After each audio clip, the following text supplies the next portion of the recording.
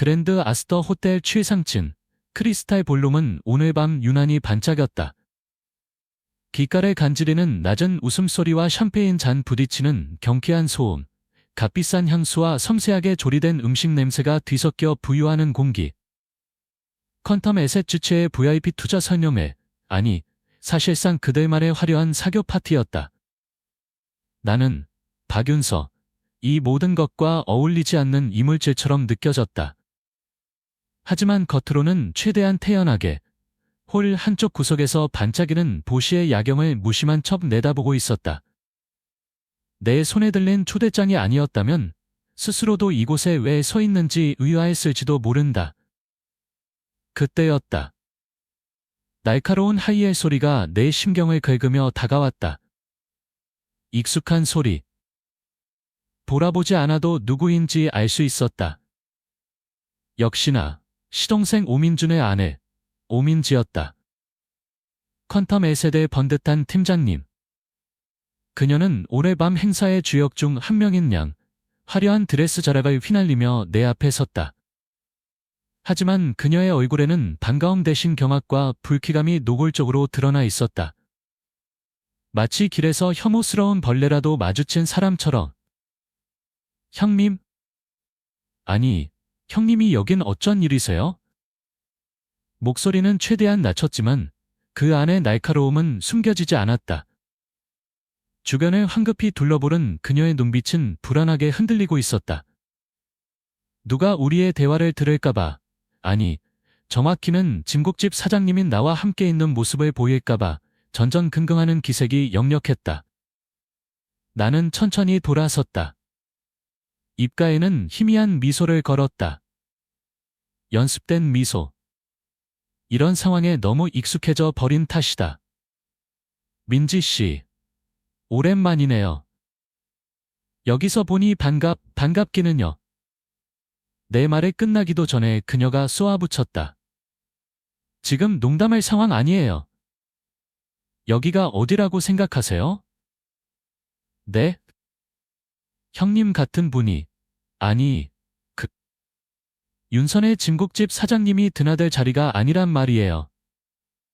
형님 같은 분.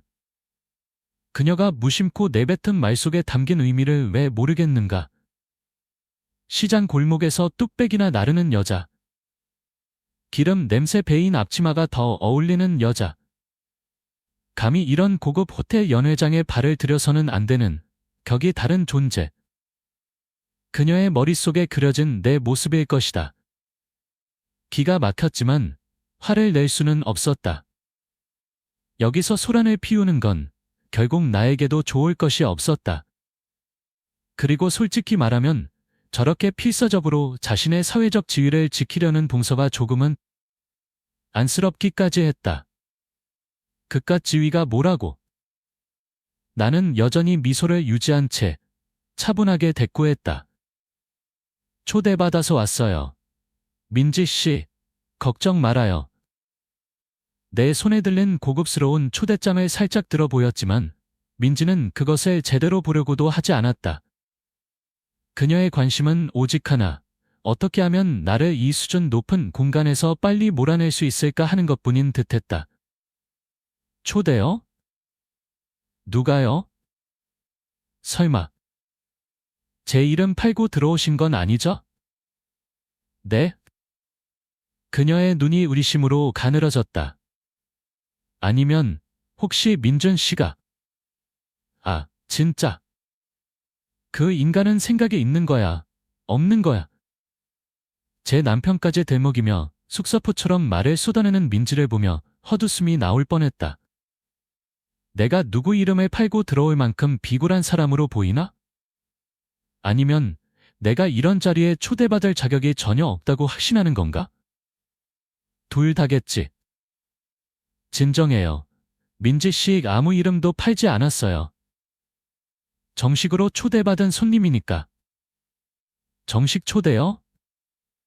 하? 형님을 누가 이런 자리에 초대를 해요? 여기 모인 분들 다들 어떤 분들인지 아시냐고요? 괜히 물 흐리지 마시고 제발 조용히 있다가 가세요. 아니, 그냥 지금 가시면 안 돼요? 그녀의 목소리에는 애원과 짜증이 뒤섞여 있었다. 마치 더러운 것을 치우려는 듯한 태도. 속에서 무언가 뜨거운 것이 울컥 치밀어 올랐다. 모멸감. 그래, 이건 명백한 모멸감이었다. 하지만 나는 다시 한번 깊게 숨을 들이쉬었다.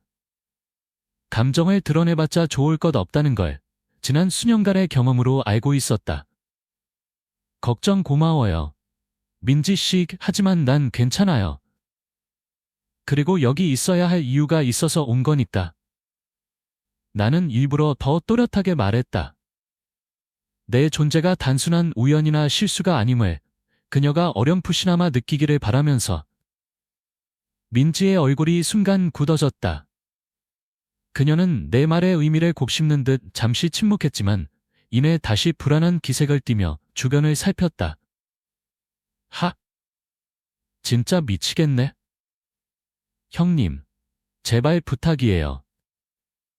여기 저희 회사 대표님도 와 계시고 중요한 투자자분들도 많아요.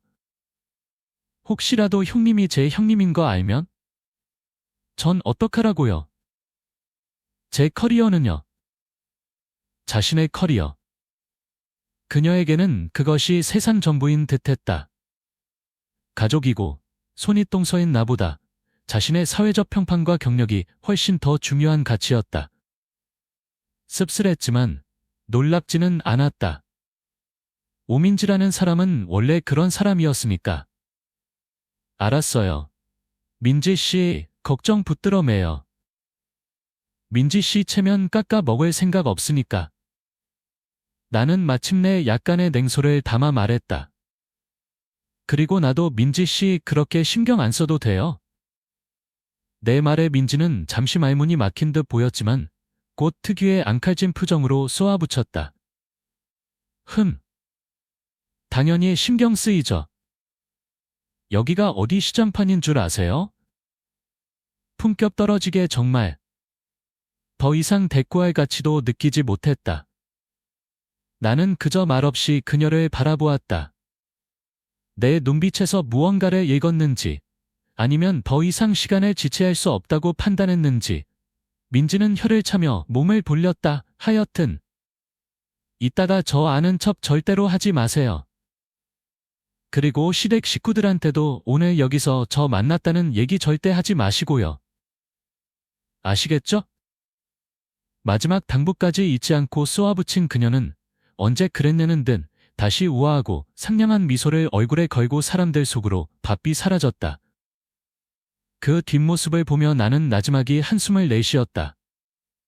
그래. 두고 보자. 민지야. 오늘 밤 누가 누구에게 진짜 체면을 깎이게 될지. 싸늘하게 식은 샴페인 잔을 들어 입가로 가져가며 나는 아직 시작되지 않은 진짜 쇼를 기다렸다. 동서의 싸늘한 시선과 모욕적인 말을 뒤로한 채 나는 잠시 이 자리에 오기까지의 복잡했던 마음과 준비 과정을 떠올렸다. 오늘 이 자리에 내가 서 있는 진짜 이유는 아마 민지는 상상조차 하지 못할 것이다.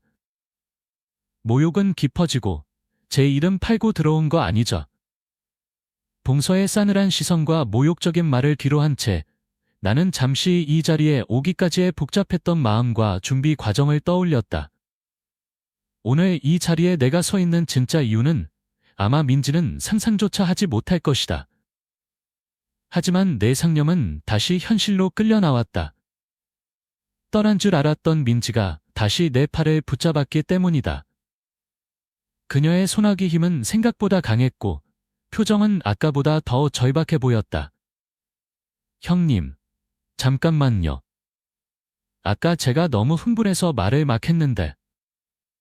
그래도 이건 확실히 해야겠어요. 숨을 몰아쉬며 그녀가 속삭였다. 거의 귓속말에 가까운 목소리.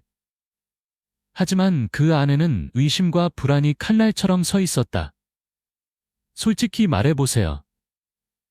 여기 어떻게 들어오셨어요? 제 이름 아니면 민준 씨 이름. 혹시 회사 직원 누구 이름이라도 대고 들어오신 거 아니죠? 네? 나는 어이가 없어서 잠시 말을 잃었다. 이름 보용이라니. 내가 그런 짓까지 할 사람으로 보이나? 아니, 그녀에게는 내가 그런 짓이라도 해서 이런 자리에 기어들어 올 법한 사람으로 보이는 거겠지. 윤선의 진국 사장은 절대 자기 발로 이런 곳에 초대받을 리 없으니까. 참으로 일관성 있는 편견이었다. 민지 씨. 나는 최대한 감정을 누르고 차분하게 말했다. 내 이름, 박윤서. 내 이름으로 초대받아서 여기 온 거예요. 누구 이름도 빌리지 않았어요. 하지만 어떻게 형님을... 민지는 내 말을 믿지 못하겠다는 듯 눈을 가늘게 떴다. 그녀의 시선이 위아래로 나를 훑었다. 오늘 아침 큰맘 먹고 찾아간 숍에서 단장한 머리, 몇 년 만에 꺼내 입은 샤넬 트위드 재킷, 그리고 조심스럽게 든 클러치까지. 그녀의 눈은 마치 스캐너처럼 내 외양을 샅샅이 훑으며 값을 매기는 듯했다. 이 옷은 또 뭐고요? 형님한테 이런 게 다 있었어요? 이거 혹시 빌리신 거예요? 요즘 그런 거 빌려주는 데 많다던데. 비아냥거리는 말투. 명백한 무시였다. 그녀는 내가 머리부터 발끝까지 격에 맞지 않게 꾸몄다고 생각하는 게 분명했다. 국밥집 아줌마가 분수에도 맞지 않게 명품을 걸쳤다고. 순간 가슴속에서 무언가가 툭 끊어지는 느낌이 들었다. 상처였다. 가족이라는 이름 아래 손윗동서라는 이유로 참고 또 참아왔던 감정의 둑이 무너지는 소리. 하지만 나는 이를 악물었다. 여기서 무너지면 안 된다. 저런 편견과 속물근성에 휘둘릴 수는 없다. 내 옷이에요. 민지 씨 빌리지 않았어요. 나는 애써 미소를 지으며 말했다. 그리고 오늘 이 자리가 나한테도 꽤 중요한 자리라서 조금 신경 써서 입고 온 것뿐이에요. 중요한 자리요? 형님한테요? 민지는 코웃음을 쳤다. 하? 형님이 여기서 할 일이 뭐가 있는데요? 설마 우리 회사에 투자라도 하시게요? 진국 팔아서 번 돈으로? 그녀의 말은 비수처럼 날아와 심장에 꽂혔다. 진국 팔아서 번 돈, 그 돈이 얼마나 많은 땀과 눈물, 그리고 어머니로부터 물려받은 정성으로 이루어진 것인지 민지는 평생 이해하지 못할 것이다. 그녀에게 중요한 것은 오직 퀀텀의 새 팀장이라는 자신의 번지르르한 직함과 그럴듯한 사회적 체면뿐이니까. 나는 더 이상 민지와 말을 섞고 싶지 않았다. 그녀의 편견과 무례함에 일일이 대응하는 것은 감정 소모일 뿐이었다. 그저 이 상황을 빨리 벗어나고 싶었다. 민지 씨, 나중에 얘기해요. 난 이만... 내가 몸을 돌리려 하자 민지가 다급하게 다시 내 앞을 가로막았다. 그녀의 얼굴에는 이제 노골적인 짜증과 함께 알 수 없는 두려움 같은 것마저 서려 있었다. 아니, 형님. 잠깐만요. 진짜 중요한 얘기가 남았어요. 그녀는 목소리를 더욱 낮추며 속삭였다. 여기 저희 박 회장님도 와 계세요. 그리고 우리 팀 직원들, 다른 회사 중요 임원들. 다 형님 얼굴 알면 안 되는 사람들이란 말이에요. 아, 박 회장님. 민지가 입에 침이 마르도록 자랑하던 그 능력 있는 대표. 그리고 그녀가 그토록 중요하게 생각하는 회사 평판. 결국 모든 걱정은 나로 인해 자신의 입지가 흔들릴까봐 두려운 것뿐이었다. 그러니까 제발. 이따가 사람들 많은 데서 저 아는 척하지 마세요. 절대로요.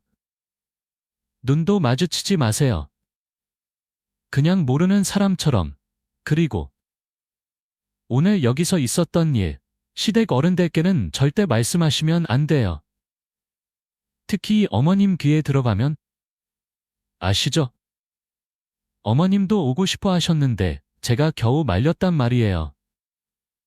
근데 형님만 몰래 왔다 간 거 아시면? 상상도 하기 싫어요.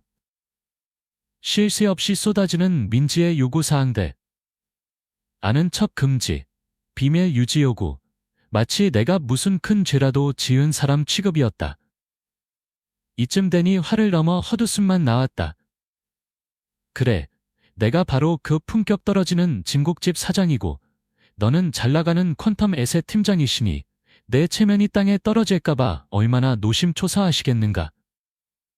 나는 민지의 눈을 똑바로 바라보았다. 더 이상 미소는 없었다. 내 얼굴에는 아마도 깊은 피로감과 약간의 경멸이 섞여 있었을 것이다. 알았어요. 민지 씨, 그렇게 하죠. 나는 힘겹게 입을 열었다. 민지 씨 회사 평판에 누가 될 일은 없을 거예요. 그리고 내 걱정은 안 해도 돼요. 나는 말을 멈추었다. 내가 왜 여기에 있는지 구차하게 설명할 필요는 없었다. 어차피 민지는 믿지도 않을 테니까. 나는 내 방식대로 이 시간을 보낼 테니 민지 씨도 하던 일마저 봐요. 내 단호한 말투에 민지는 잠시 할 말을 잃은 듯 입을 번긋거렸다. 하지만 그녀는 이내 다시 표정을 관리하며 마지막으로 한 번 더 쏘아붙이는 것을 잊지 않았다. 그러시든가요? 하여튼 제 말 명심하세요. 절대 아는 척. 말을 채 끝맺지 못하고 그녀는 뒤꿈치를 세차게 돌려 다시 화려한 무리 속으로 총총히 사라졌다. 마치 아무 일도 없었다는 듯 능숙하게 사람들과 어울리며 웃고 떠드는 모습이 멀리서도 보였다. 저 가증스러운 가면? 언제까지 저렇게 버틸 수 있을까? 나는 깊은 한숨을 내쉬며 다시 창밖으로 시선을 돌렸다. 싸늘하게 식어버린 샴페인 잔을 만지작거리며 복잡한 감정들을 갈무리하려 애썼다. 모욕감, 분노, 연민, 그리고 이 모든 상황을 뛰어넘어야 한다는 묘한 의무감까지. 그래, 어쩌면 이 또한 내가 통과해야 할 하나의 과정일지도 모른다. 화려하지만 차가운 이 공간에 오기까지 나는 어떤 마음으로 오늘 아침을 맞이했던가. 평소와는 너무나 달랐던 그날의 시작을 나는 천천히 되짚어보기 시작했다.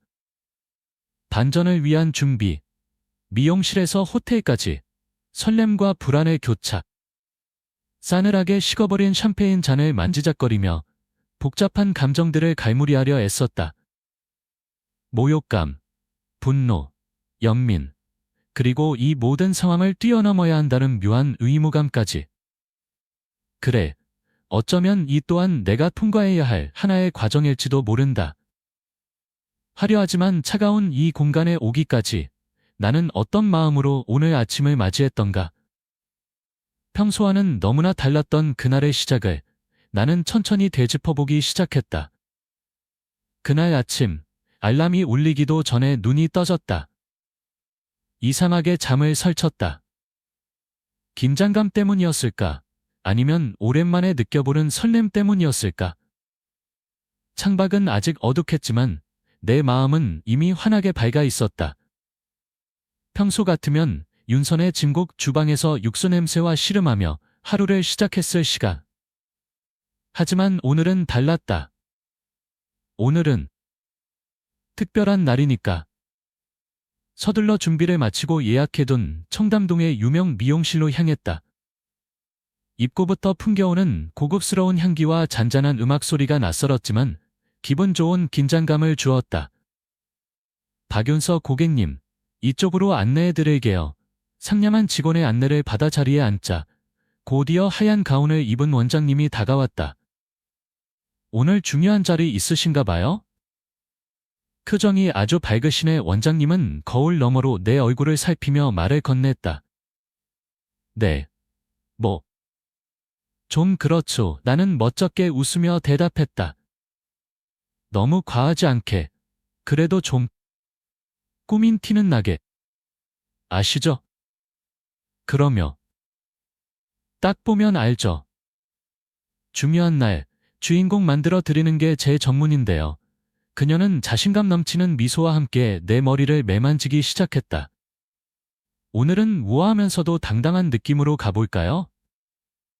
고객님 분위기랑 잘 어울릴 것 같아요.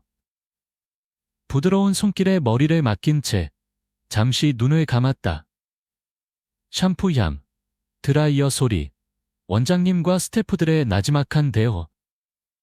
평소의 내 세상과는 너무나 다른 소리와 향기들이었다. 하지만 이상하게 편안했다. 마치 오랫동안 잊고 지냈던 다른 모습의 나를 만나는 기분이랄까? 아, 고객님, 정말 달라 보이세요. 너무 아름다우신데요? 마지막 스타일링을 마치고 거울 앞에 선 내 모습은 정말 낯설었다. 단정하게 올린 머리는 목선을 우아하게 드러냈고 전문가의 손길이 닿은 얼굴은 은은한 광채를 뿜어냈다. 이게 정말 나라고? 윤선의 진국 주방에서 땀 흘리던 그 박윤서? 오늘 정말 멋진 하루가 될 거예요. 원장님이 내 어깨를 가볍게 두드리며 말했다. 그 말은 단순한 격려 이상으로 다가왔다. 그래. 오늘 밤 나는 다른 사람이 되는 거야. 아니, 어쩌면 원래의 나를 되찾는 건지도 모르지. 미용실을 나와 집으로 돌아와 옷장 깊숙이 넣어두었던 검은색 실크 정장을 꺼내 입었다. 몇 년 전 큰맘 먹고 구입했지만 막상 입을 기회가 없었던 옷, 그때는 왜 이 옷을 샀을까? 어쩌면 언젠가 이런 날이 오리라는 막연한 기대감 때문이었을지도 모른다. 몸의 착감길은 부드러운 감촉이 어색하면서도 기분 좋게 느껴졌다. 거울 앞에 서서 옥매무새를 가다듬었다. 그래, 이 정도면 괜찮아.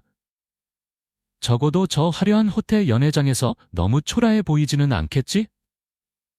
스스로에게 다짐하듯 중얼거렸다. 택시를 타고 그랜드 아스터 호텔로 향하는 내내 심장이 가볍게 뛰었다. 창밖으로 스쳐 지나가는 도시의 풍경이 평소와 다르게 보였다.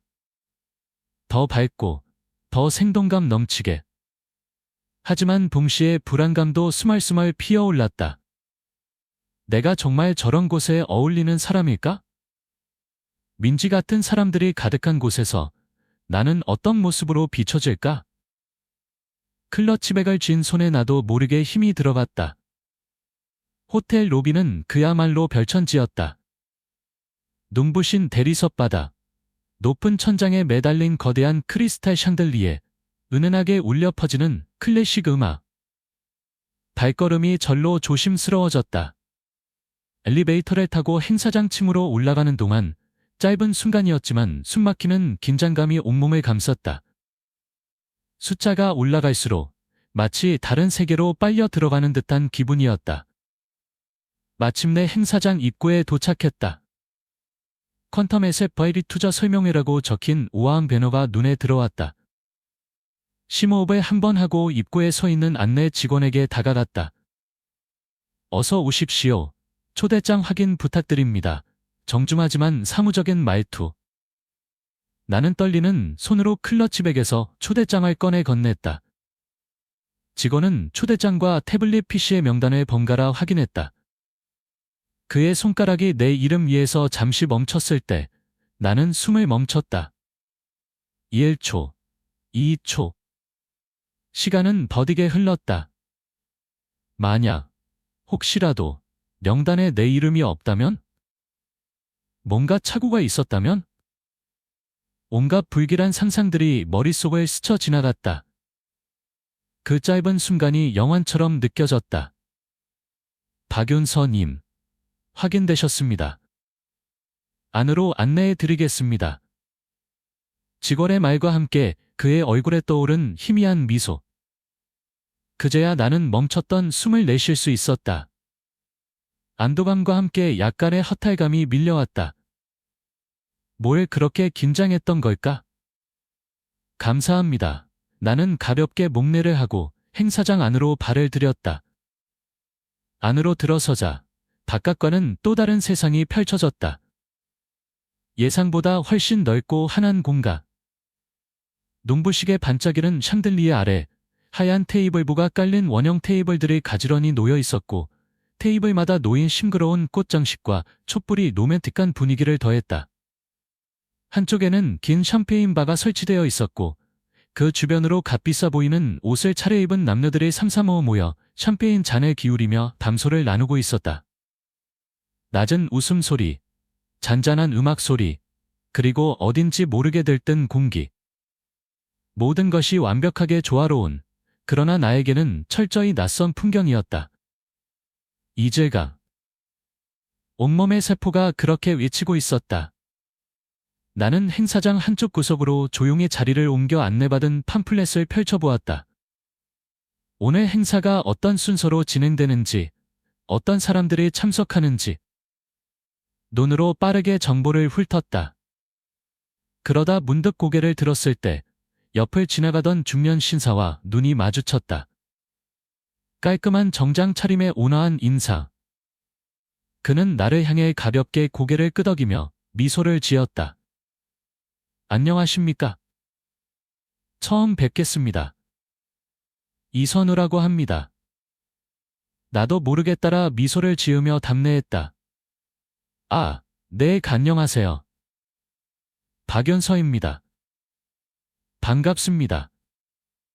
이런 자리는 처음이신가 봅니다. 약간 긴장하신 듯해서요. 그가 부드러운 목소리로 말을 건넸다. 아, 네, 사실 좀 그렇습니다. 이런 곳은 익숙지가 않아서요. 솔직하게 털어놓자 마음이 조금 편해졌다. 하하, 금방 적응되실 겁니다. 요즘 이런 모임들, 예전처럼 딱딱하지 않아요. 편하게 즐기시면 됩니다. 그는 격려하듯 덧붙였다.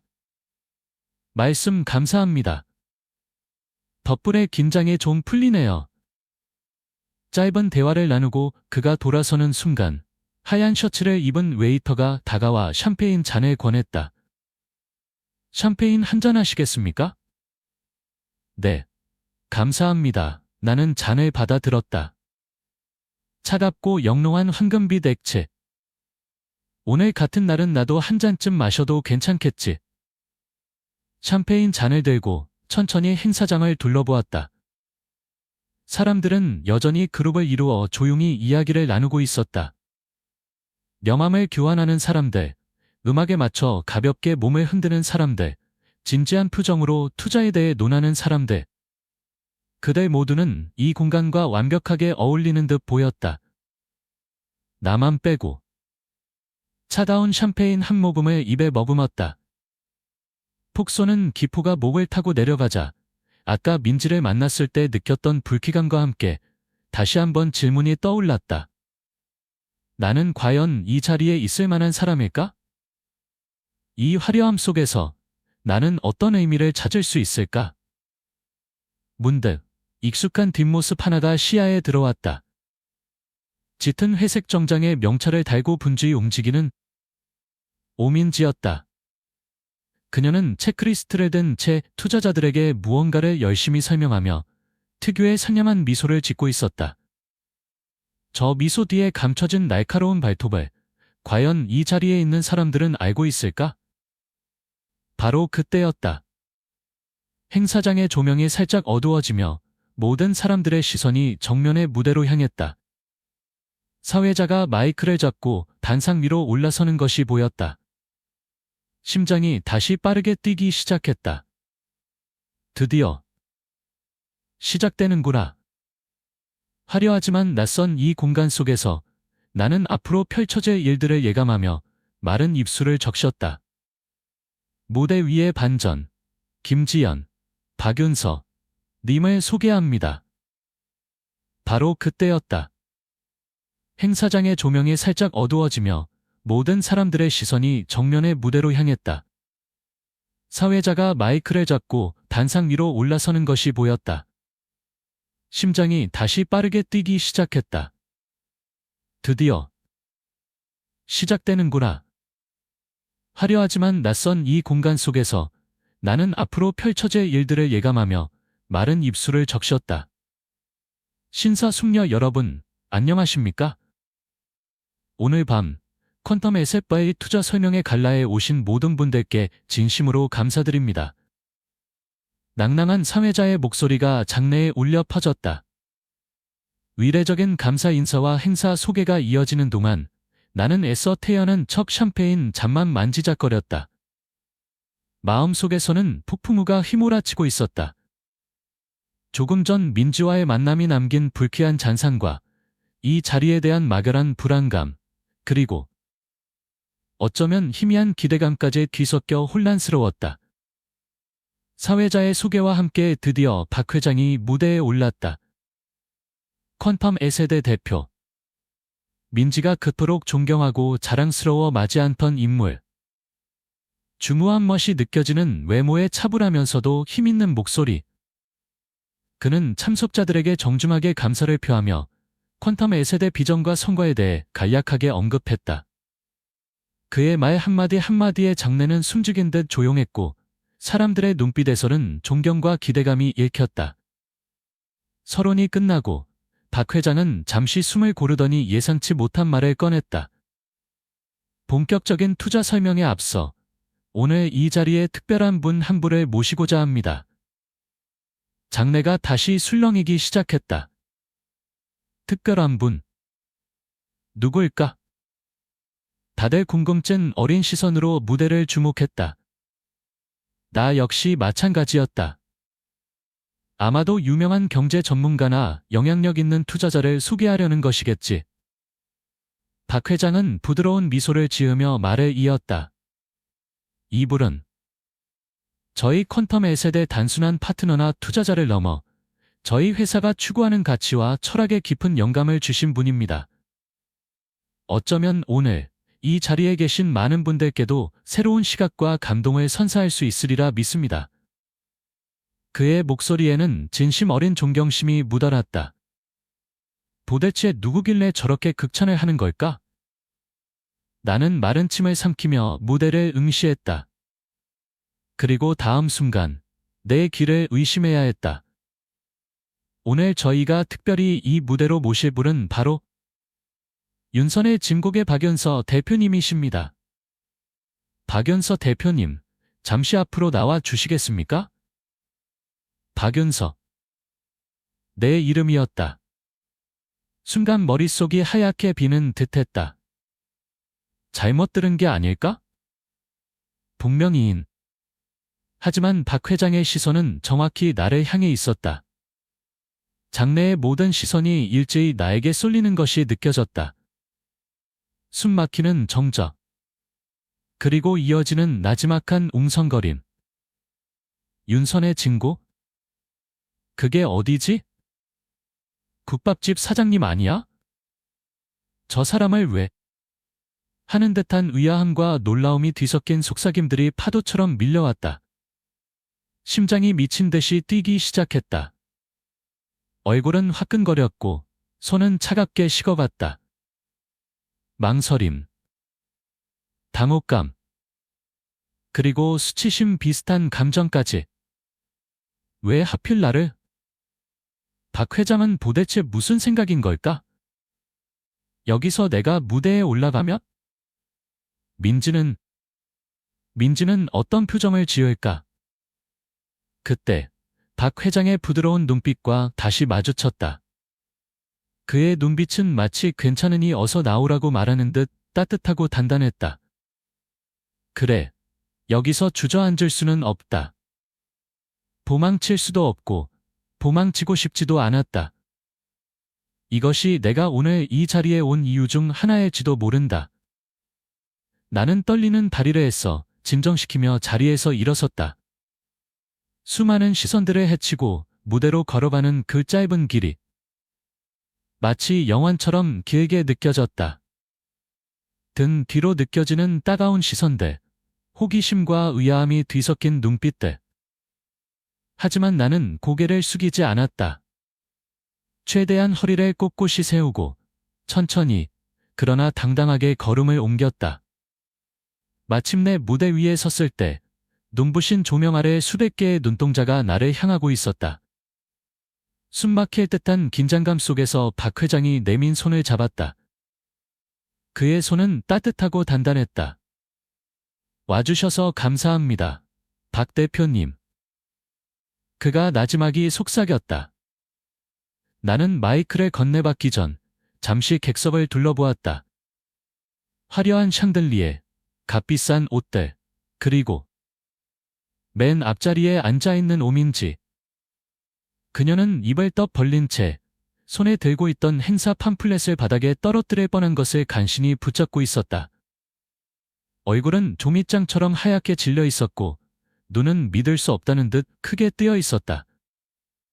분명 조금 전까지만 해도 나를 향해 경멸과 모욕을 퍼붓던 그 동서가 맞나 싶을 정도였다.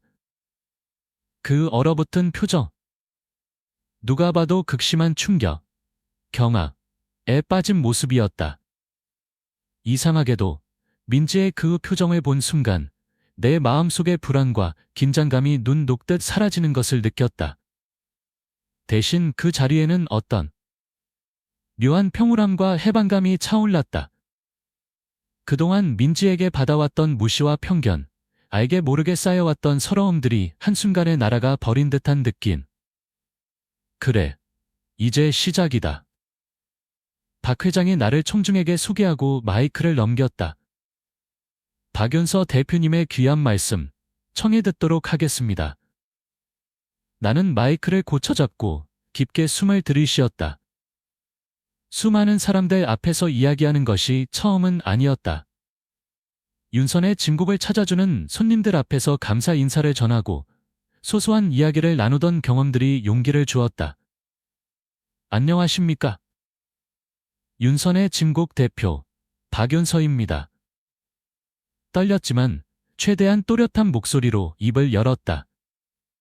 사실 이런 화려한 호텔 연회장보다는 뜨거운 불 앞에서 진한 국물을 우려내는 저희 가게 주방이 훨씬 더 익숙한 사람입니다. 솔직한 내 고백의 객석에서 작게 웃음소리가 터져나왔다. 긴장이 조금 풀리는 듯했다. 오늘 이렇게 귀한 자리에 초대해 주셔서 정말 감사합니다. 처음 이 자리에 들어섰을 때는 제가 마치 다른 세상에 온 것처럼 느껴졌습니다. 하지만 지금 이 순간 이렇게 훌륭한 분들과 같은 공간에서 숨쉬고 있다는 사실만으로도 벅찬 감동과 감사를 느낍니다. 나는 잠시 말을 멈추고 객석을 둘러보았다. 사람들의 시선이 나에게 집중되어 있었다. 내 이야기에 귀를 기울이고 있다는 것이 느껴졌다. 저는 소위 말하는 좋은 대학 졸업장도 없고 번듯한 회사 경력도 없습니다.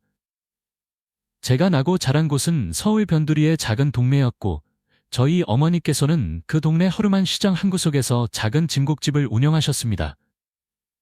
나는 어머니, 강 여사를 떠올렸다. 늘 앞치마를 두르고 뜨거운 김 속에서 땀 흘리시던 모습. 거칠었지만 누구보다 따뜻했던 손길. 어릴 때는 그런 어머니의 모습이, 그리고 우리 가게가 솔직히 조금 부끄러웠습니다.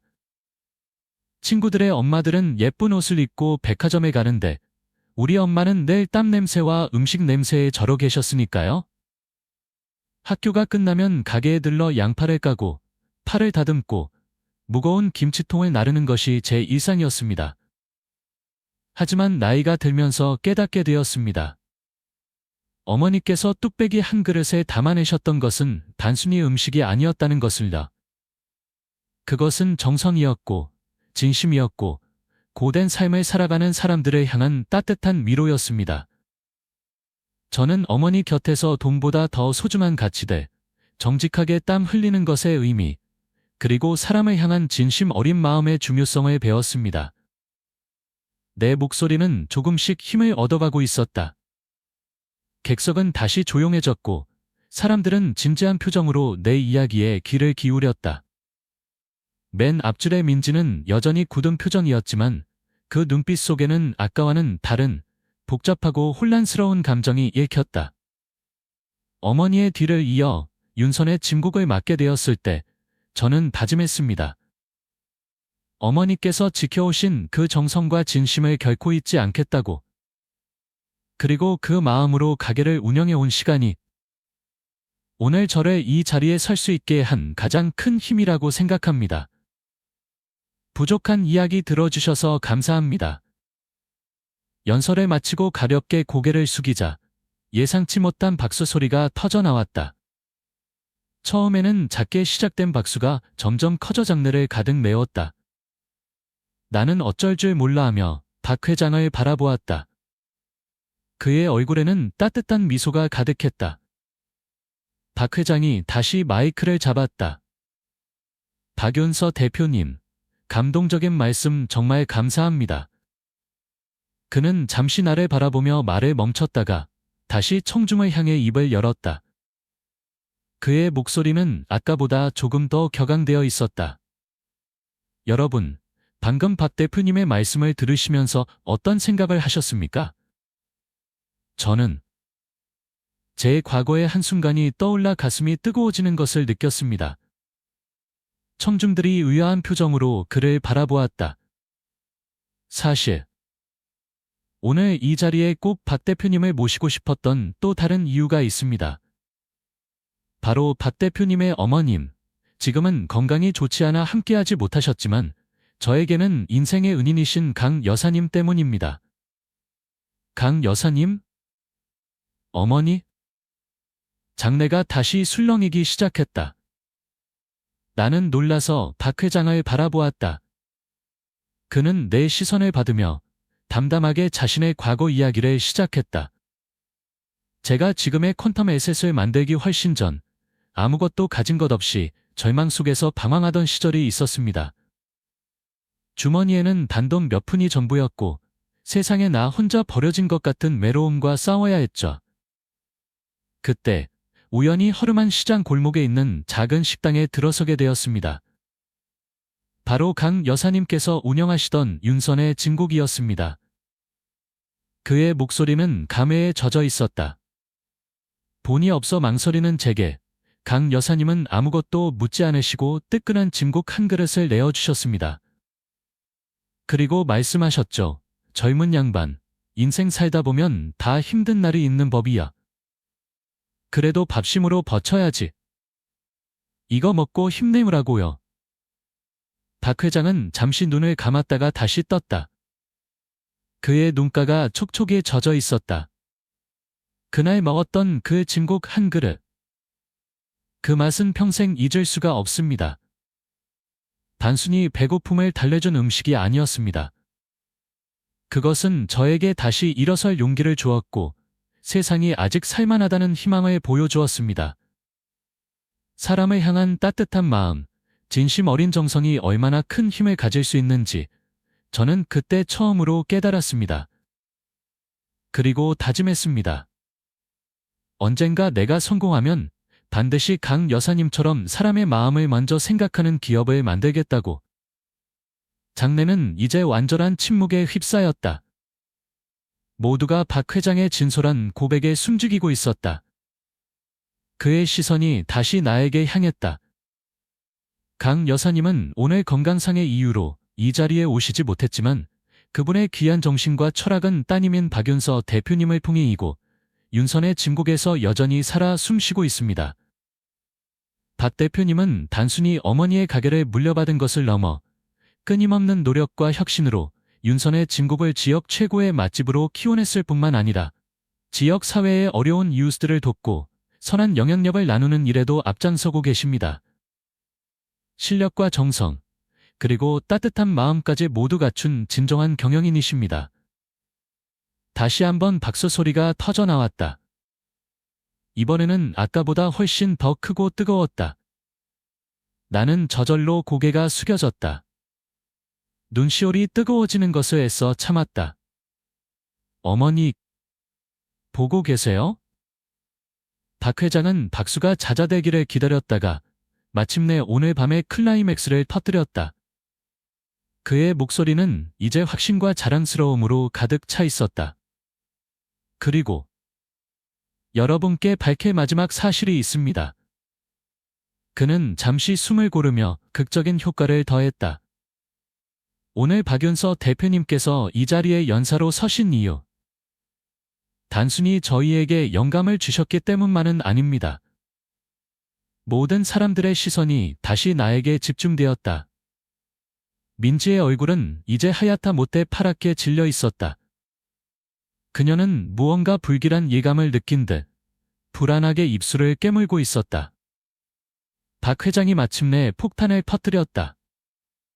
박윤서 대표님은 저희 퀀텀 S세대 초기 단계에 그 누구보다 저희의 비전을 믿고 과감한 투자를 결정해 주신 최대 개인 투자자이십니다.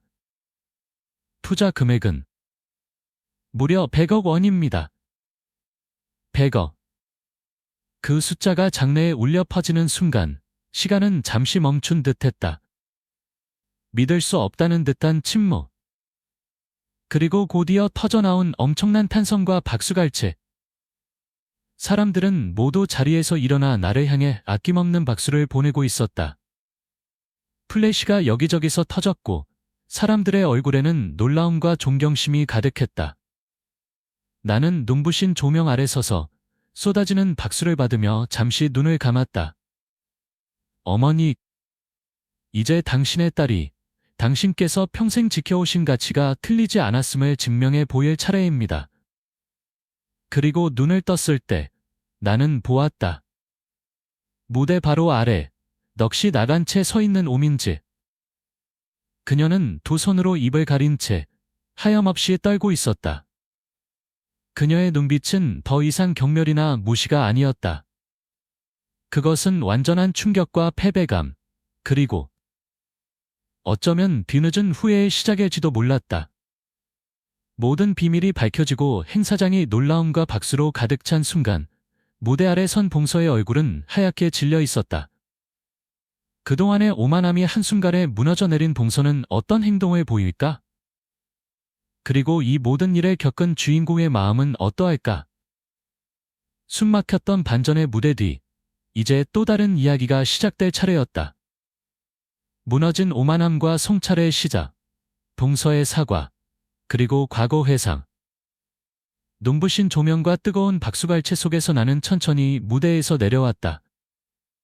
다리가 약간 후들거렸지만 애써 침착함을 유지했다. 박 회장님이 다가와 다시 한번 내 손을 잡으며 따뜻한 격려의 눈빛을 보내주었다. 정말 훌륭했습니다, 박 대표님. 어머님께서도 분명 자랑스러워하실 겁니다. 나는 그저 희미하게 미소 지으며 고개를 숙이는 것으로 답례를 대신했다. 쏟아지는 시선과 축하 인사 속에서 정신을 차리기 어려웠다. 행사는 공식적인 발표를 마치고 자유로운 네트워킹 시간으로 넘어가고 있었다. 사람들은 샴페인 잔을 들고 335 짝을 지어 이야기를 나누기 시작했고 음악 소리도 조금 더 커졌다. 나는 이 소란스러움 속에서 잠시 벗어나고 싶었다. 조용한 곳을 찾아 잠시 숨을 고르고 싶다는 생각에 행사장 구석에 마련된 라운지 쪽으로 발걸음을 옮겼다. 바로 그때였다. 누군가 황급히 내 앞을 가로막았다. 오민지였다. 아까 무대 아래서 넋이 나간 듯 서 있던 바로 그 모습 그대로. 하지만 지금 그녀의 얼굴에는 충격과 패배감을 넘어 형언하기 어려운 감정들이 뒤섞여 있었다. 당혹감, 수치심, 그리고 어쩌면 아주 희미한 경외감 같은 것까지도. 그녀는 내 앞에 서자마자 갑자기 90도로 허리를 깊이 숙였다. 너무나 갑작스러운 행동에 나는 당황해서 뒷걸음질 칠 뻔했다. 형님. 제가. 민지의 목소리는 심하게 떨리고 있었다. 제대로 말을 잇지 못하고 계속 더듬거렸다. 고개를 푹 숙인 채 감히 내 얼굴을 쳐다보지도 못했다. 아까 나를 쏘아보던 그 당당하고 오만했던 모습은 온데간데 없었다. 나는 아무 말도 하지 않고 그녀를 내려다보았다. 무슨 말을 해야 할까? 꼴 좋다고 비웃어줘야 할까? 아니면 이제라도 알았으니 다행이라고 위로라도 해야 할까? 마음속에서는 여러 감정들이 뒤엉켜 소용돌이쳤다. 통쾌함이 없는 것은 아니었다. 그동안 나를 그토록 무시하고 깔보았던 봉서가 내 앞에서 이렇게 비굴하게 머리를 조아리는 모습이라니. 하지만 그 통쾌함 뒤에는 이상하게도 씁쓸함과 황홀함이 더 크게 밀려왔다. 결국 이런 식으로 확인해야 했던 걸까?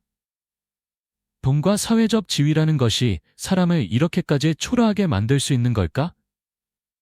그리고 저렇게 망가진 모습의 동서를 보는 것이 마냥 즐겁지만은 않았다. 어쨌든 그녀는 내 가족이었으니까. 한참이나 고개를 숙이고 있던 민지가 마침내 떨리는 목소리로 입을 열었다. 형님. 제가 정말 죽을죄를 지었습니다. 그녀의 목소리는 물기에 젖어 있었다. 제가 형님을 너무 몰라뵀어요. 정말 죄송합니다. 제가 미쳤었나 봐요. 어떻게 형님께 그런 말들을? 그녀는 차마 말을 잇지 못하고 어깨를 들썩였다.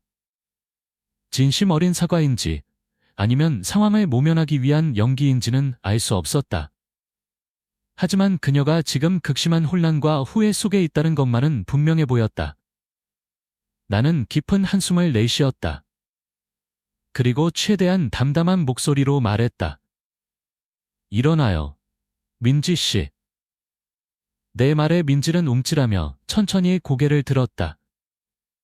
눈가는 붉게 충혈되어 있었고 얼굴은 눈물과 화장에 뒤범벅되어 엉망이었다.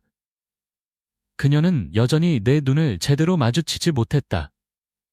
사람은 누구나 실수할 수 있어요. 그리고 살면서 많은 것을 배우게 되죠. 나는 그녀를 똑바로 바라보며 말했다. 이번 일이 민지 씨에게도 무언가를 배울 수 있는 계기가 되었으면 좋겠네요. 내 목소리에는 아마 어떤 가르침이나 충고의 의도도 없었을 것이다. 그저 이 모든 상황을 겪으며 내가 느낀 솔직한 감정, 인생이라는 것에 대한 작은 성찰을 담담하게 이야기했을 뿐이다. 용서? 아직은 아니었다. 상처가 너무 깊었고 그녀의 태도 변화가 진정한 것인지 확신할 수 없었다. 하지만 그녀를 더 이상 비난하고 싶지도 않았다. 민지는 내 말의 의미를 다 이해했는지 아니면 그저 이 상황을 벗어나고 싶은 마음뿐이었는지 그저 멍하니 나를 바라보다가 다시 고개를 숙였다.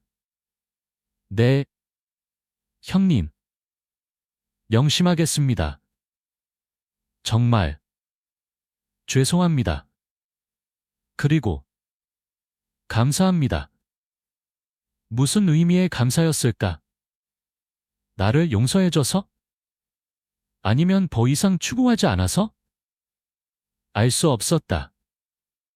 그녀는 그렇게 마지막 인사를 남기고 도망치듯 황급히 자리를 떠났다. 비틀거리는 그녀의 뒷모습을 보며 나는 다시 한번 깊은 한숨을 내쉬었다. 민지가 사라지고 나자 다시 혼자가 되었다. 주변의 소음이 갑자기 멀게 느껴졌다. 나는 나온 지 구석의 푹신한 소파에 몸을 기댔다. 눈을 감으니 조금 전 무대 위에서의 일들이 파노라마처럼 스쳐 지나갔다. 박 회장의 갑작스러운 호명, 쏟아지던 시선들, 떨리는 목소리로 했던 연설, 그리고 100억이라는 숫자와 함께 터져나왔던 박수갈채. 모든 것이 꿈만 같았다. 비현실적이었다. 가슴 한편에서는 여전히 흥분이 가라앉지 않았지만 다른 한편에서는 차분한 성찰의 시간이 찾아왔다. 나는 왜 그토록 민지의 시선과 평가에 상처받았던 걸까? 그녀의 편견이 단순히 그녀 개인의 문제가 아니라 우리 사회에 만연한 성공지상주의와 물질만능주의의 단면이었기 때문일까? 윤선의 짐곡을 운영하며 내가 지켜온 가치들, 정직함, 성실함, 사람 사이의 이런 것들이 과연 저들이 추구하는 성공 앞에서는 아무런 의미도 없는 것일까? 아니, 그렇지 않다. 오늘 박 회장의 고백이 그것을 증명해 주었다. 어머니의 따뜻한 짐곡 한 그릇이 절망에 빠졌던 한 젊은이를 일으켜 세웠고 결국 퀀텀 에셋이라는 성공한 기업을 만드는 밑거름이 되었다. 돈으로 환산할 수 없는 가치. 진심과 정성이라는 보이지 않는 힘, 그것이야말로 내가 어머니에게 물려받은 가장 큰 유산이자 내가 앞으로도 지켜나가야 할 삶의 방식이었다. 민지의 태도 변화는 어쩌면 당연한 결과일지도 모른다. 그녀는 100억 투자자라는 나의 새로운 사회적 지위 앞에서 무릎을 꿇었을 뿐, 진정으로 나의 가치관이나 삶을 이해하고 존경하게 된 것은 아닐 것이다. 사람은 쉽게 변하지 않는다는 것을 나는 이미 알고 있었다. 문득 몇 달 전 들었던 소식이 떠올랐다. 민지가 결국 퀀텀 에셋에서 해고, 파이어드 되었다는 이야기. 표면적인 이유는 조직 개편에 따른 인력 감축이었지만 회사 내부에서는 그녀의 독선적인 성격과 동료들과의 잦은 마찰, 즉 인성 문제가 더 큰 원인이었다는 소문이 파다했다. 박 회장 역시 그녀의 그런 면모를 모르지 않았을 것이다. 안타까운 일이었지만 모든 것은 결국 뿌린 대로 거두는 법이니까. 나는 그 일이 그녀에게 진정한 자기 성찰의 계기가 되었기를 바랄 뿐이었다. 소파에 깊숙이 몸을 묻고 창밖의 야경을 바라보았다. 수많은 불빛들이 별처럼 반짝이고 있었다. 저 불빛 하나하나 아래에는 또 얼마나 많은 사람들의 각기 다른 삶과 이야기가 숨쉬고 있을까? 내 인생 역시 저 불빛들 중 하나일 뿐이다. 하지만 이제 나는 안다. 내 삶이 결코 작거나 초라하지 않다는 것을. 내가 걸어온 길이 틀리지 않았다는 것을. 어머니의 딸로서, 윤선의 진국의 주인으로서, 그리고 이제는 누군가에게 희망과 영감을 줄 수 있는 투자자로서 나는 내게 주어진 길을 묵묵히 걸어갈 것이다. 가슴속에 뜨거운 무언가가 다시 차오르는 것을 느꼈다. 그것은 복잡한 감정들이 정리되고 남은 단단한 확신과 감사함이었다. 이제 내 이야기를 더 깊이 들여다볼 차례다. 내가 지금의 모습으로 서기까지 나를 지탱해 주었던 기억들, 사람들, 그리고 가슴속 깊이 간직해온 어머니의 이야기들을 이제는 세상에 꺼내놓을 때가 된 것 같았다. 국밥 한 그릇에 담긴 인생, 어머니의 유산과 나의 길, 가슴속에 뜨거운 무언가가 다시 차오르는 것을 느꼈다. 그것은 복잡한 감정들이 정리되고 남은 단단한 확신과 감사함이었다. 이제 내 이야기를 더 깊이 들여다볼 차례다. 내가 지금의 모습으로 서기까지 나를 지탱해 주었던 기억들, 사람들, 그리고 가슴속 깊이 간직해온 어머니의 이야기들을 이제는 세상에 꺼내놓을 때가 된 것 같았다. 내 기억의 시작은 언제나 뿌연김이 서린 윤선의 진국주방이었다. 왁자지껄한 시장 골목 한 구석, 비좁고 허름했지만 어머니 강 여사의 손길이 닿는 곳은 언제나 반짝였다. 새벽 일찍 일어나 육수를 끓이고 산더미 같은 채소를 다듬고 쉴 새 없이 뚝배기를 나르던 어머니의 작은 등, 그 등에는 한평생의 고단함과 우리 가족의 생계가 고스란히 얹어 있었다. 어린 시절, 나는 그런 어머니가, 그리고 우리 가게가 세상에서 제일 창피했다. 기름때 절은 앞치마 대신 예쁜 원피스를 입고 회사에 다니는 친구 엄마들이 얼마나 부러웠는지 모른다. 학교가 끝나면 친구들은 피아노 학원이다, 발레 학원이다 가는데 나는 어김없이 가게로 직행해야 했다. 교복 치마를 입은 채 주방 구석에 쪼그려 앉아 감자 껍질을 벗기고 마늘을 찍고 설거지를 하는 것이 내 방과 후 일과였다. 손님들이 뜸한 오후면 가게 앞 평상에 앉아 꾸벅꾸벅 졸고 계신 어머니의 지친 모습이 어린 내 눈에도 안쓰러웠지만 동시에 원망스럽기도 했다. 왜 우리 엄마는 다른 엄마들처럼 편하게 살지 못할까? 왜 나는 맨날 이 지긋지긋한 음식 냄새 속에서 살아야 할까? 사춘기 시절에는 그 부끄러움이 극에 달했다. 친구들에게 우리 집이 시장에서 진국집을 한다는 사실을 숨기기에 급급했다. 혹시라도 친구들이 가게에 찾아올까봐, 어머니의 초라한 모습을 보게 될까봐 늘 조마조마했다. 한 번은 같은 반 친구 몇몇이 호기심에 가게 앞을 지나가다 나를 발견하고는 자기들끼리 킥킥거리는 것을 보았다.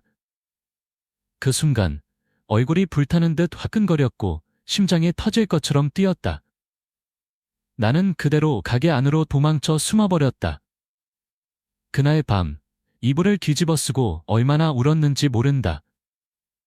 어머니는 아무것도 모른 채 그날따라 유난히 장사가 잘 되었다며 고된 몸을 이끌고 돌아와 내 머리를 쓰다듬어 주셨다. 그 따뜻한 손길에 더 서러움이 복받쳐 올랐던 기억이 난다. 하지만 철이 들면서 조금씩 세상을 알아가면서 나는 어머니의 삶을 다른 시각으로 바라보게 되었다. 새벽부터 밤늦게까지 허리 한번 제대로 펴지 못하고 일하면서도 단골 손님들의 안부를 일일이 챙기고 가끔 돈이 모자란 학생들에게는 슬쩍 국밥값을 깎아주시던 어머니. 뚝배기 한 그릇에 담긴 것은 그저 뜨거운 국물이 아니라 사람들을 향한 어머니의 따뜻한 마음과 정성이라는 것을 어렴풋이 깨닫기 시작했다. 어머니는 늘 말씀하셨다. 윤서야, 음식은 정성이다. 아무리 좋은 재료를 써도 만드는 사람의 마음이 담기지 않으면 맛이 없는 법이야. 손님들한테 내놓는 음식은 우리 식구들 먹는 것보다 더 신경 써야 해. 그 말씀은 내 삶의 지표가 되었다. 고등학교에 진학하면서부터는 좀 더 본격적으로 가게 일을 도왔다. 주말이면 온종일 가게에 매달렸고 평일에도 저녁 시간을 쪼개어 일손을 보탰다. 주문을 받고 음식을 나르고 테이블을 닦고 몸은 고됐지만 이상하게도 마음은 점점 즐거워졌다. 아이고, 사장님 따님이 참 야무지네. 어머니 닮아서 손맛이 좋겠어. 손님들의 칭찬을 들을 때면 어깨가 으쓱해졌고 어머니의 비법을 하나씩 배워가는 과정도 흥미로웠다. 언젠가부터 나는 더 이상 윤선의 진국 딸인 것이 부끄럽지 않았다. 오히려 자부심을 느끼기 시작했다. 고등학교 졸업을 앞두고 나는 대학 진학을 포기했다. 집안 형편이 넉넉하지 않기도 했지만 솔직히 공부에 큰 흥미를 느끼지 못했다. 무엇보다 혼자 가게를 꾸려나가시는 어머니의 짐을 덜어드리고 싶다는 마음이 더 컸다. 어머니는 내 결정을 말없이 존중해 주셨다. 내 인생이니 네가 원하는 대로 살아라. 엄마는 괜찮다. 하지만 그 말씀 뒤에 숨겨진 걱정과 미안함을 왜 몰랐을까? 20살, 나는 대학 캠퍼스 대신 사회라는 전쟁터에 첫 발을 내디뎠다. 작은 무역회사 사무직. 월급은 밥봉이었고 온갖 굳은 일과 잡무를 도맡아 해야 했다. 하지만 나는 닥치는 대로 배우고 익혔다. 언젠가 내 가게를 가질 꿈을 꾸며 사회생활이라는 것을 경험한다는 생각으로 꿋꿋이 버텼다. 힘들었지만 그때의 경험이 지금의 나를 만드는 데 중요한 밑거름이 되었다고 생각한다. 그리고 그 회사에서 지금의 남편을 만났다. 거래처 직원이었던 그는 성실하고 따뜻한 사람이었다. 우리는 자연스럽게 가까워졌고 몇 년의 연애 끝에 결혼, 메리지에 골인했다. 남편은 나의 배경이나 직업을 전혀 문제 삼지 않았고 오히려 억척스럽게 살아온 어머니와 나를 존경한다고 말해주었다. 그 말은 나에게 큰 위로와 힘이 되었다.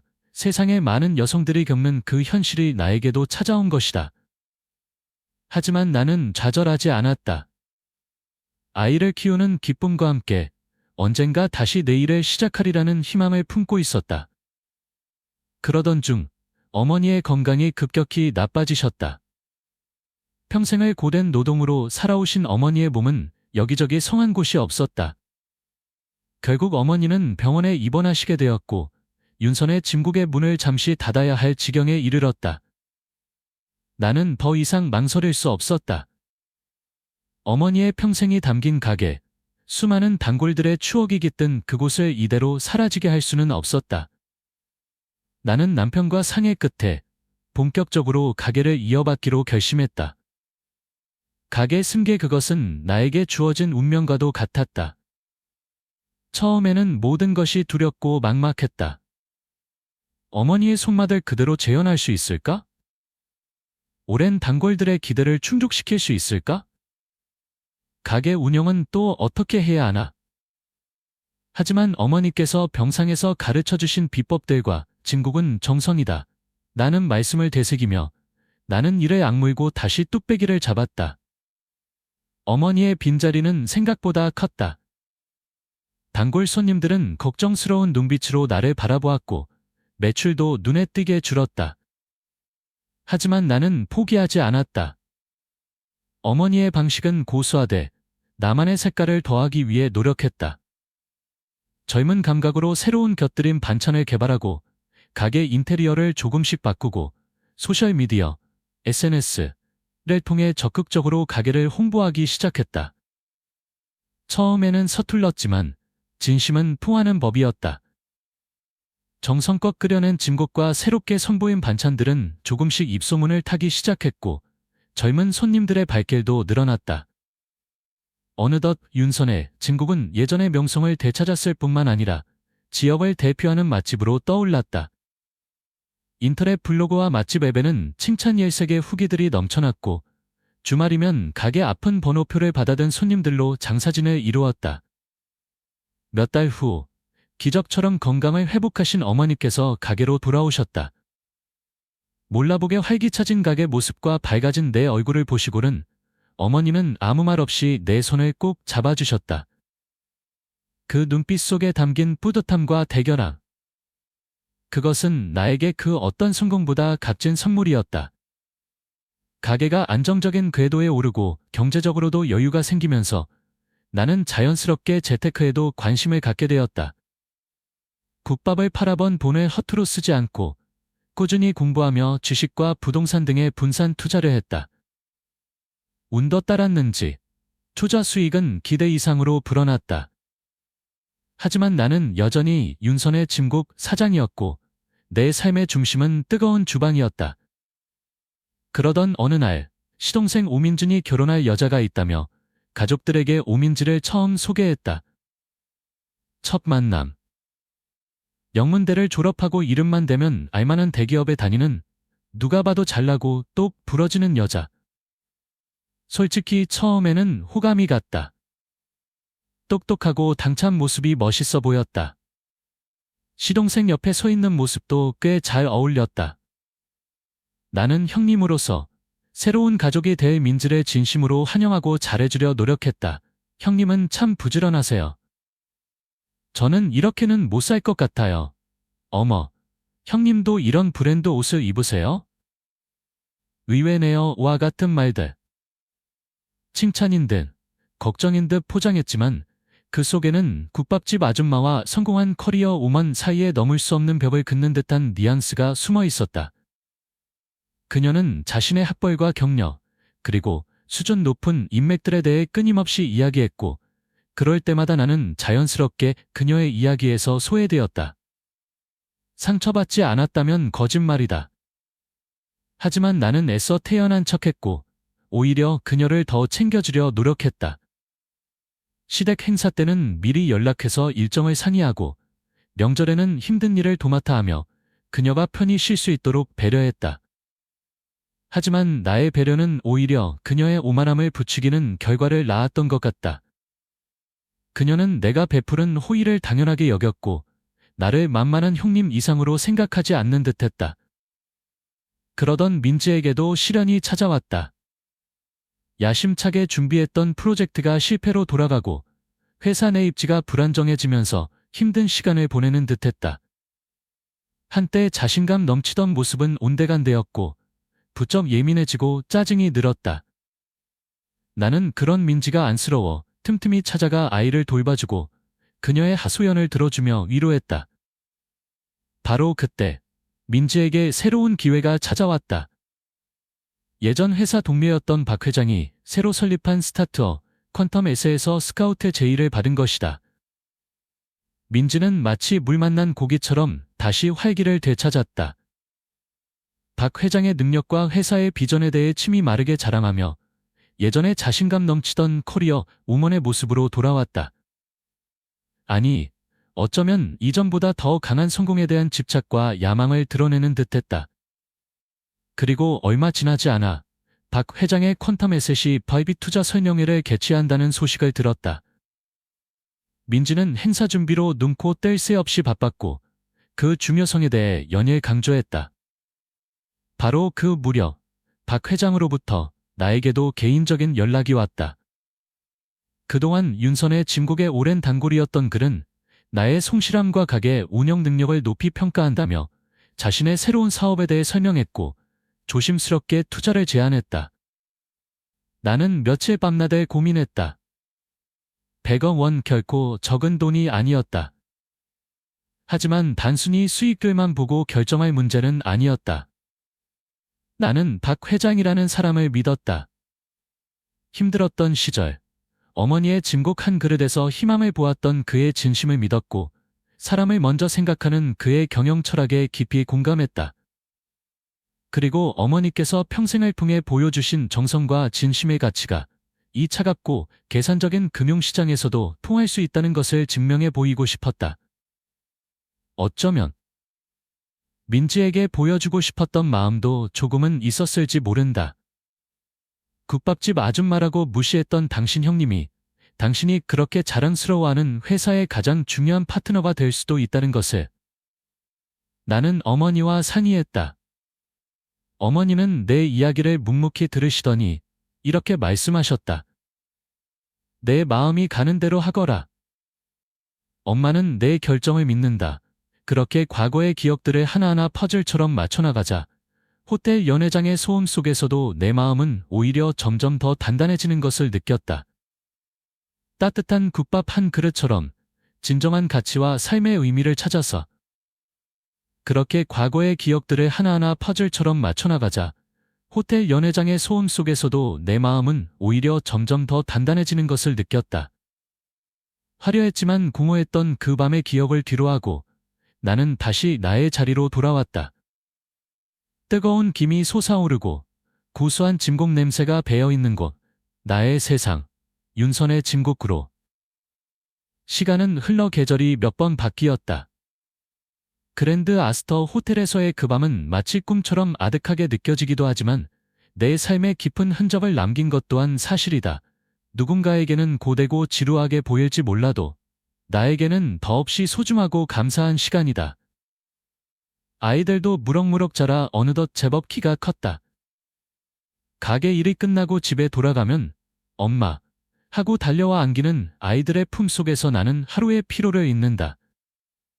아이들에게 맛있는 저녁을 차려주고 숙제를 봐주고 도란도란 이야기를 나누는 평범한 시간들. 가끔 퀀텀 S대 박 회장님으로부터 연락이 온다. 회사가 성공적으로 성장하고 있다는 기분 좋은 소식들. 내가 투자한 돈이 좋은 곳에 쓰여 세상을 이롭게 하는데 조금이나마 기여하고 있다는 사실은 나에게 또 다른 형태의 보람을 준다. 하지만 나는 여전히 100억 투자자라는 타이틀보다는 윤선의 짐곡 사장 박윤서라는 이름이 더 편안하고 자랑스럽다. 어머니께서 늘 입버릇처럼 말씀하셨던 정성. 그것은 단순히 음식 맛을 내는 비법이 아니었다. 그것은 삶을 대하는 태도였고 세상을 바라보는 철학이었다. 보이지 않는 곳에서도 묵묵히 자신의 자리를 지키는 성실함. 결과에 연연하기보다 과정에 최선을 다하는 진심. 그리고 무엇보다 사람을 귀하게 여기는 따뜻한 마음. 어머님은 평생을 통해 나에게 그 정성의 의미를 가르쳐 주셨다. 그리고 이제 나는 그 유산을 이어받아 나의 방식으로 세상에 온기를 더하는 삶을 살아가려 한다. 돌이켜보면 내 삶은 결코 순탄하지 않았다. 남들처럼 평범한 학창 시절을 보내지도 못했고 번듯한 직장을 다니며 경력을 쌓지도 못했다. 시장 골목의 작은 식당에서 보낸 시간들은 때로는 부끄러움과 좌절의 기억으로 남아있기도 하다. 하지만 그 모든 시간들이 있었기에 지금의 내가 있다. 어려움 속에서도 길을 잃지 않고 나아갈 수 있었던 것은 언제나 내 곁을 지켜주었던 어머니의 사랑과 가르침, 그리고 윤선의 짐곡을 찾아주었던 수많은 사람들의 따뜻한 관심과 격려 덕분이었다. 인연이란 참으로 신비롭다. 한때 나를 그토록 절망시켰던 박 회장님과의 만남이 결국 나에게 새로운 기회를 열어주었고 나를 무시하고 깔보았던 동서 민지는 스스로 무너져 내렸다. 중요한 것은 어떤 상황에서도 나 자신을 잃지 않고 내가 옳다고 믿는 가치를 지키며 살아가는 것이다. 나는 오늘도 윤선의 짐곡의 문을 연다. 새로 끓여낸 뜨끈한 진국 냄새가 가게 안을 가득 채운다. 이른 아침부터 찾아와 주신 손님들에게 정성껏 담아낸 진국 한 그릇을 내어드린다. 맛있게 드세요. 오늘 하루도 힘내시고요. 나의 인사에 손님들은 환한 미소로 화답한다. 그래, 이것이 나의 세상이고 나의 행복이다. 앞으로 내 앞에 또 어떤 시련과 기회가 기다리고 있을지는 알 수 없다. 하지만 나는 두렵지 않다. 나에게는 어머니로부터 물려받은 소중한 유산이 있고 나를 지지하고 응원해주는 사람들이 있으며 무엇보다 내 삶의 가치에 대한 단단한 믿음이 있기 때문이다. 나는 앞으로도 지금처럼 따뜻한 진국 한 그릇에 담긴 정성처럼 진심을 다해 나의 자리에서 나의 삶을 살아갈 것이다.